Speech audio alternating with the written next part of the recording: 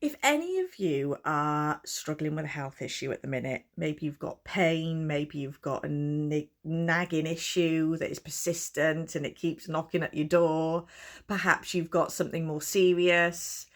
The last thing that your body needs right now is any type of harshness. So sometimes when we're in a lot of pain, when something is persisting and it's getting on our nerves, we get annoyed with it. We get frustrated with it. We get angry with it, okay? That disease is there, or that pain or that niggly illness or chronic illness or whatever it is there because there was resistance in the first place.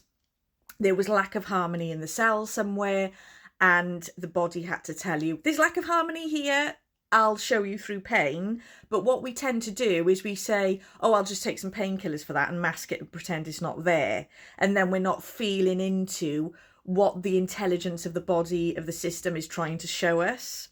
So the one thing that we've been very conditioned to do, I've got an alarm going off. I don't know what that alarm is for. The one thing we've been conditioned to do is to fight and battle a disease. I can't cope with our narrative, guys. Why have we been trained to say fight and battle? Because when you're fighting and battling, that disease is within you. You are fighting and battling yourself. Who's going to win that one?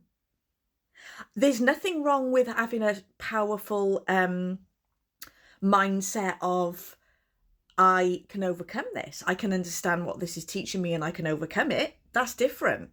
Okay, you can still have a positive outlook on recovery, but the fighting and battling narrative is making it worse.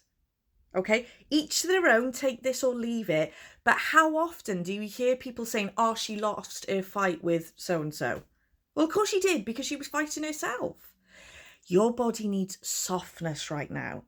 It needs kindness. It needs all of the love in the world that you can give it. Because the reason that niggly issue or that more serious disease is there in the first place is because it lacked love, it lacked responsibility for self, If you can tune into yourselves and say, I am so sorry if there's something that I've done unconsciously to create this, but I'm willing to listen, I'm willing to understand, and I'm willing to be really, really gentle and kind with myself. Because I tell you what, if you can be gentle and kind towards that disease, that is something that can actually transform it. I'm not diagnosing anyone, but you have to turn that narrative around. It does not need fight, it needs quite the opposite. But we've been very, very trained to fight ourselves. And guess what that's done? That's kept us in lower vibrations and it's kept us ill. The body needs all of the love in the world that you can give it, okay? A hot water bottle, almost like kind words, kind thoughts. Watch your thoughts, because it's very easy some days to say, oh, this is really getting to me, I'm fed up with it, and then your thoughts are really negative. Well, your cells that are struggling at the minute, for whatever reason, they're listening to that and they're taking lead from it. Soften it. Gentleness, kindness is what it needs now. If you've got a pain that's persisting, try and be kind as possible.